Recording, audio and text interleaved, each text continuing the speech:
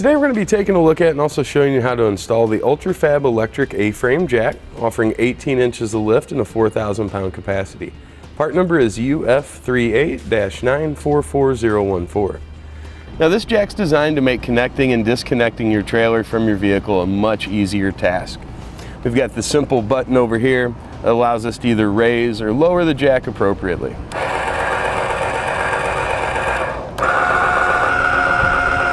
As you can see, the switch itself is going to have the rubber housing around it, and I like that it's located down here on the bottom. So any rain or anything that might come running off the jack, very unlikely to get in there and cause any corrosion at our switch. Now it also is going to have an LED light here, you can see. This has 8 LEDs on it, and it's really quite bright. A lot of the jacks that we have, you'll see that they do provide some light, not a ton. This one seems to provide more light than most of them out there. That'll make it easy to see your coupler or even your weight distribution setup during hookup. Now that light's going to be controlled with the simple rocker switch you can see here on the side, making it easy to find even in the dark.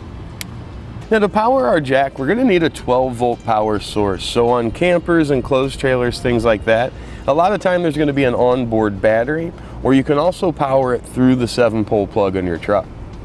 Now the construction of the jack really stands out above most other jacks as well. We have a full aluminum upper housing. It's going to go down all the way down to this point here. As compared to other jacks, most of the time those are going to be plastic, so I really like that for the strength and durability factor. And then the main tube of the jack and the motor housing here, they're going to be connected up from the bottom. And where they make that seal, you'll see the rubber gasket there. So we're going to have really good protection from the elements. We won't have to worry about water and things getting in. Now to go along with the quality construction, the outer tube of our jack's going to have the black powder coat finish. You can see we've got the band goes right around the hole here. That allows us access right into the screw so we can grease it. That's going to really help to extend the life of that screw and our jack. Now the foot plate is going to measure 6 inches from outside to outside. That really helps to dissipate the weight of the trailer over a greater area. It's really going to reduce the risk of it sinking down into the ground. Now, it's not a major concern on concrete like this, but if you get in dirt, gravel, or even asphalt, the weight on that inner tube can sometimes push it down into the ground. Also, this is going to give us 4.5 inches of adjustability.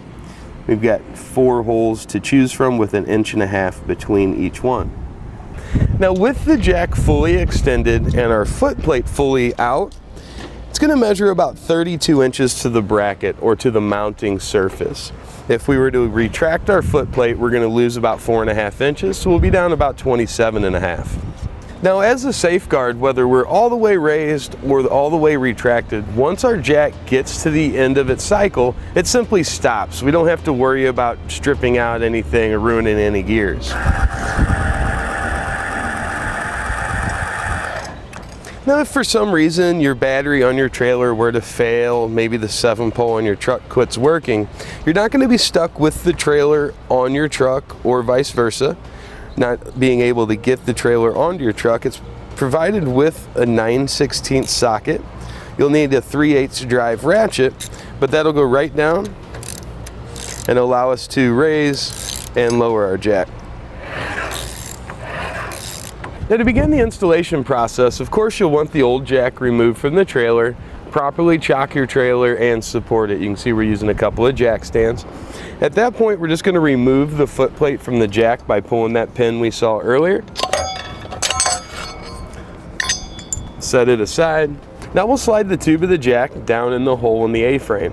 Now you want to ensure that your hole is at least 2 1/4. That's going to give you the proper amount of room. And then we'll place that down and in.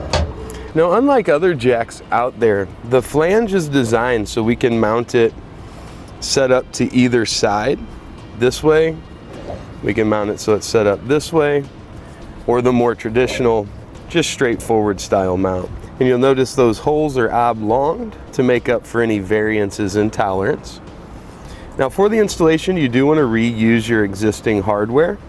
If your hardware is messed up or if you need replacement, you just want to be sure you choose at least a 3/8 diameter bolt, and that should be at least a grade 5 in hardness.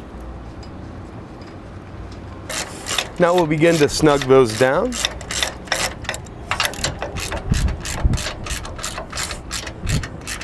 Doesn't require a whole lot of torque. You want to check the instructions for the specifications there and also get them torqued down properly. Now we'll slide our foot plate back in position there and get it pinned in. Now as far as the wiring goes, you'll want to route it so it's going to be out of the way. I like to use a few zip ties just to get it on the outer tube of the jack here. You want to run this back to your power source. You're going to see we've got a red power wire and then the black ground wire. Now we've got our wires routed here where we want it. Next step's going to be adding on our fuse holder. Now this is designed to give us protection so we don't overload anything. This is going to be the first thing to blow. We won't have to worry about damaging our vehicle, our battery, or our trailer. So we cut it about the 4 o'clock position there. I'm going to strip both ends of that back. Let's give it a good twist. And then we're going to use part number DW05745. That's a heat shrink butt connector, and since this connection is going to be on the outside of the trailer, it's going to give us superior moisture resistance. We really won't have to worry about corrosion. Then we'll add the other side to the wire coming from our jack.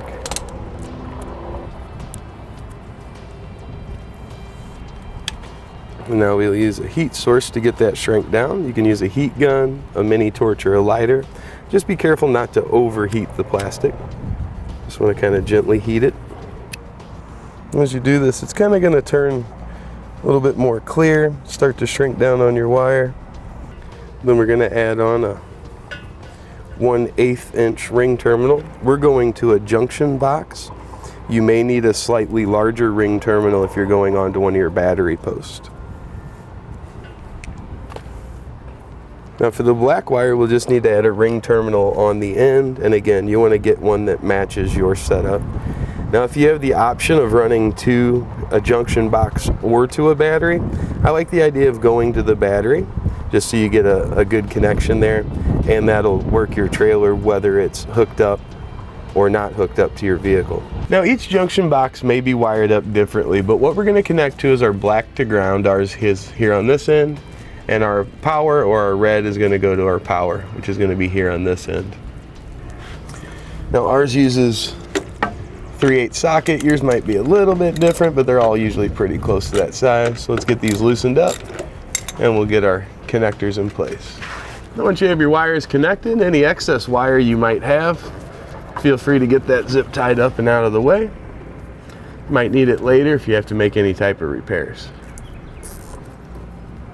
Now we're ready to run the jack down, let it support our trailer. We can take our jack stands out.